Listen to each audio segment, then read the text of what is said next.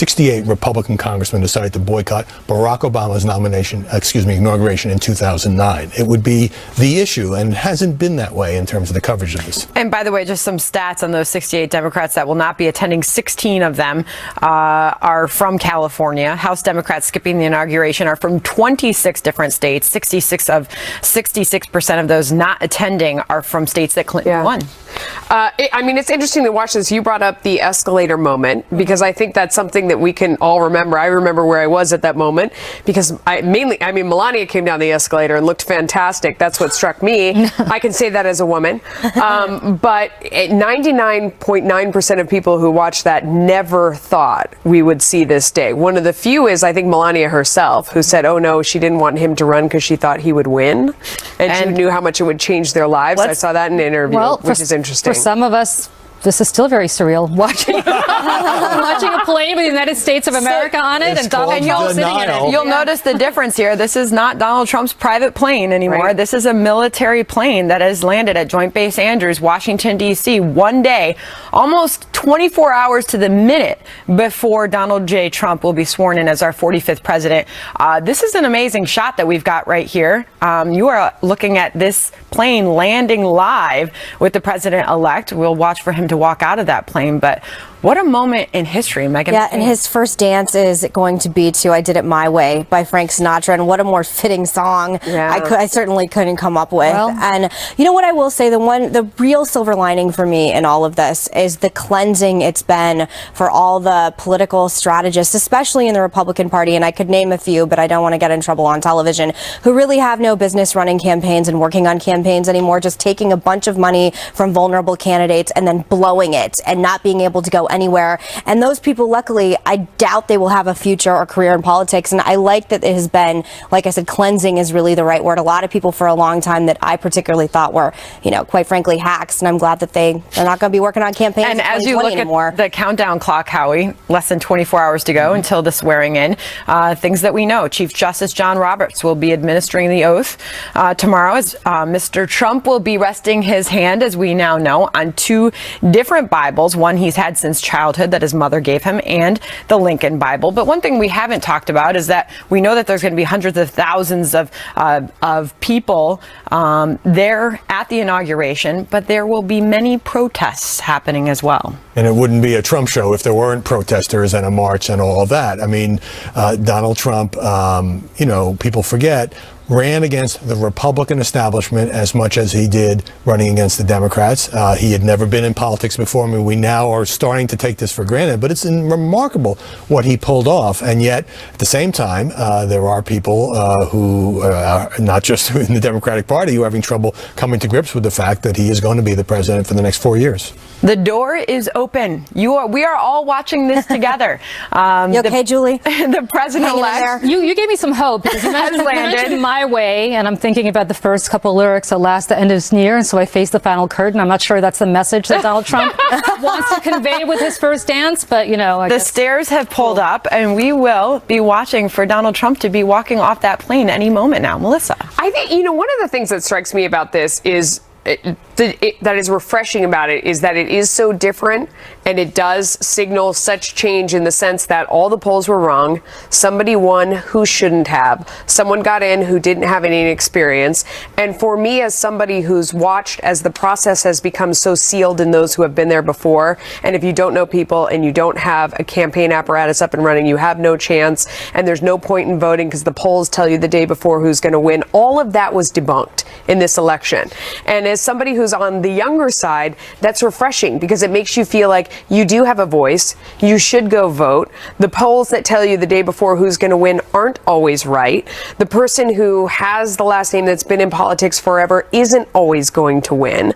You know, that there's a chance for change. You may not like how this turned out, but it was unpredictable. And that unpredictability is really refreshing for people who've watched politics for a long time and don't like knowing the ending before it even starts. Speaking of those polls, President-elect Trump now attacking again rigged polls. Let's keep our eye on here, because the door's just open. I'll A very exciting moment indeed. A busy schedule for the president-elect will begin tomorrow morning, 8:30 a.m. There will be a private prayer service held at St. John's Episcopal Church.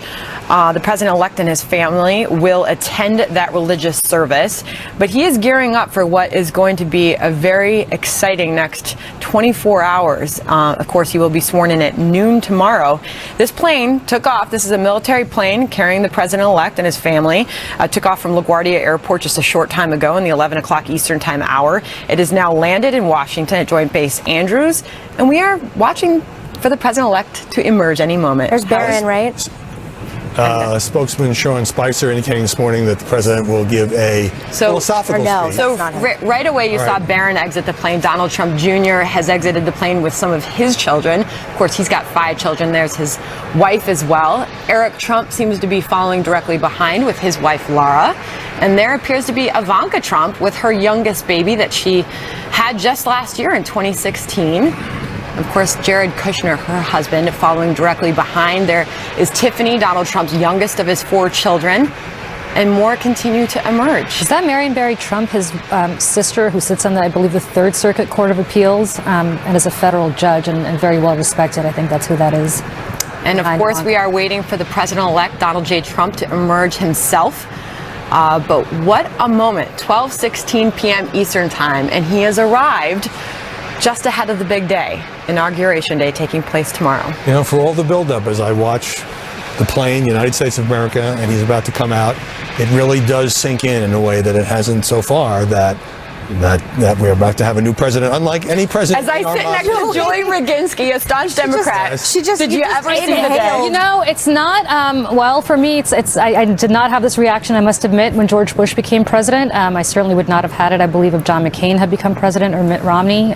This is something very different for me, not just because of my political affiliation, but I think because of the individual who's about to take office. If you're just tuning in, we are waiting for the president-elect to emerge from that military plane. It has just landed in Washington ahead of tomorrow's inauguration. His family has already exited the plane. We have not yet seen the president-elect. This is a pause for dramatic effect. Every showman knows how to do. Is this Melania? Ooh, this is Melania. New First Lady. The soon-to-be First Lady, and there he is. President-elect Donald J. Trump has arrived in Washington.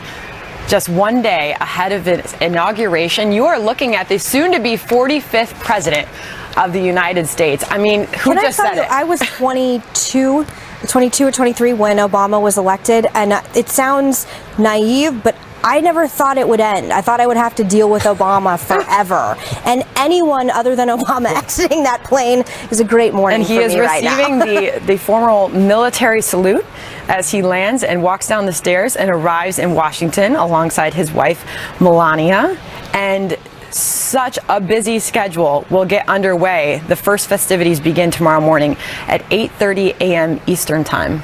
A lot of people will be watching the tone of the inaugural speech. Sean Spicer saying it'll be a more philosophical speech rather than an agenda-driven speech, because Donald Trump has had such a contentious transition, and that's by design. He is somebody who won the nomination, won the election by fighting and by fighting back. And so a lot of Americans will be tuning in, of course, to see what he has to say to the nation at noon tomorrow. Well, you know, and it was an amazing sight just over an hour ago when he left New York City. People were lining the streets in Midtown Manhattan just to see him drive off to LaGuardia Airport. And New Yorkers don't usually do that for anybody. No, it's true. Some of us are happy to just have 57th Street back, you know. It's true. Yeah. And he is now in the vehicle. And it begins. We've got the countdown clock, as you can see, and that is a countdown clock to his swearing in. That will take place at noon Eastern Time tomorrow. Donald J. Trump has arrived in Washington ahead of the inauguration tomorrow. Yeah. Julie, you're oddly silent. I'm not silent. You know, I'm taking it in. I have to say, this is actually, it's not a joke or said for effect. This is, in some ways, this has made it much more real for me. I don't know about the rest of you, but again, not from a partisan perspective, but to see Donald Trump, who most of us had known in a very different capacity than as a senator or a congressman, an elected official, to emerge out of a plane that says United States of America on it, I think just made it that much more real visually, if a picture speaks 1,000 words or whatever other cliche it could And come all up with. this while his transition process. Yeah. Some say it's going quite well. His camp says that, but there has been some scrutiny, and obviously hearings taking place on Capitol Hill today. Steve Mnuchin, the nominee he has chosen for Treasury Secretary, he's being grilled. But all of this as that process continues. It does, and Democrats are fighting tooth and nail, probably setting the tone for what things are going to be like.